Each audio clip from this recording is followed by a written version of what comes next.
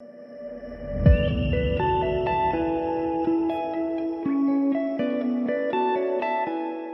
guys, Tina and Dina here, and today we're going to talk about liver. So, liver needs to be drained and detoxified, and today we're discussing how you can do that simply and easily at home. Yeah, I mean, a lot of people tell me, why is there actually stuff you can do for the liver? I mean, what the heck does the liver do? Yes. And the liver is basically your main detoxification organ. It has a lot of other functions, but this is its main priority, to get the chemicals and all the stuff that our body doesn't need to work out of the body. And it does this by dumping toxins into a substance called bile, and then that bile goes into our poop and we poop it out. This is why it's so important too to have a good digestive tract, so that you're going to the toilet regularly, because all the toxins that are dumped out by the liver, we excrete. All right, so if we're not excreting, it's a problem, because all those toxins get recycled and we put more burden on the liver. And so what are the foods that we can put in? There's a lot of good ones. So eating a lot of green leafy vegetables, a lot of bitters. So if you have, for example, rucola or spinach or anything that is kale, that is dark and leafy, these are very good for the liver. Your cruciferous vegetables are very important. So broccoli, cauliflower, Brussels sprouts, all of these things help to promote the detoxification pathways of the liver. Because I specialize in a lot of thyroid stuff, as you know, a lot of people say, oh, I shouldn't be eating cruciferous vegetables, right? They're bad for you. They're bad for the thyroid. Or because they're making me bloat, or because I cannot really eat cruciferous vegetables, or because, the leafy green things causing me a lot of heavy feeling after I eat them, or because, for example, when I eat them I have, unpleasant taste in my mouth. What do they do in those cases? Right. So for those people that have issues, they really need to work on their gut health there, and work on improving their gut health. One simple thing you can do is take a good digestive enzyme with all your vegetables.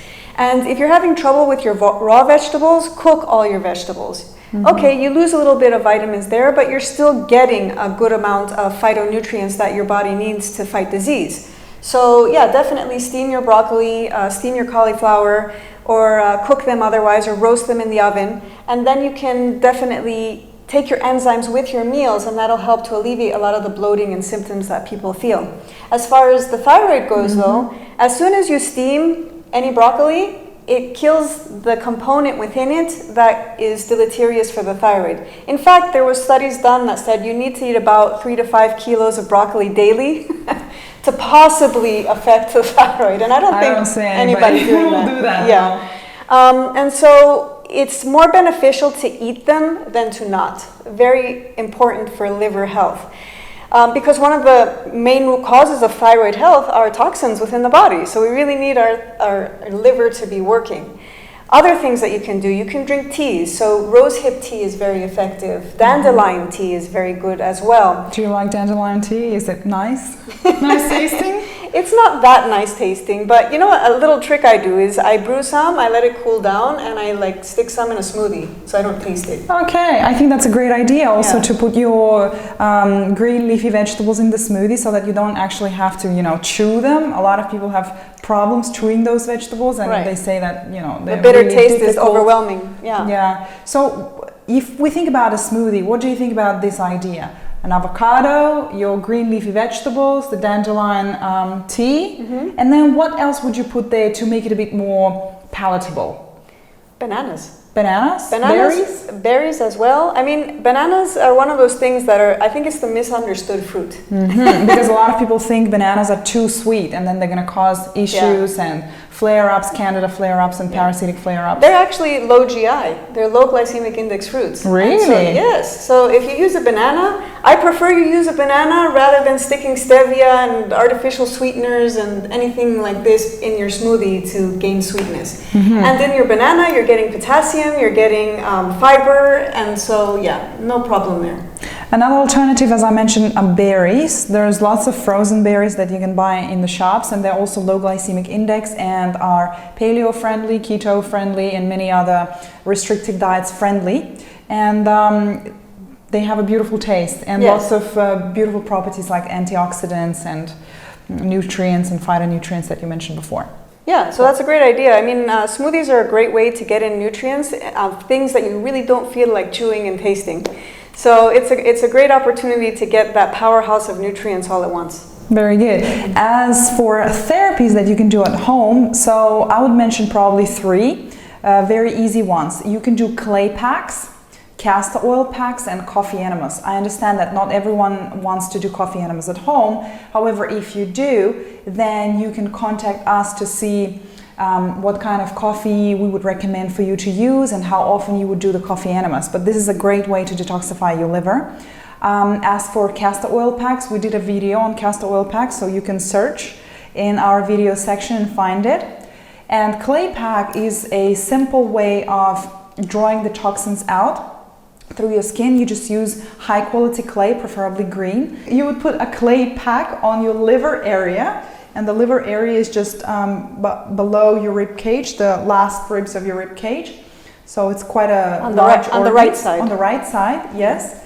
And you can stay with this clay pack for up to 30 minutes. I think that would be enough. You can do it once a week at first, and then twice a week, 3 times a week, until you feel that some symptoms are disappearing. But if they're not disappearing and you still have problems with your liver, for example, in your blood test you see elevated enzymes or there are further issues, you can always contact us for more recommendations. Yeah, I think that also too, I think people wonder why a clay pack, or they kind of look at me funny when I recommend something like a liver pack or a clay pack or something like this. They're like, what the heck does that do? And basically, you know, like castor oil helps the liver to regenerate, isn't that right?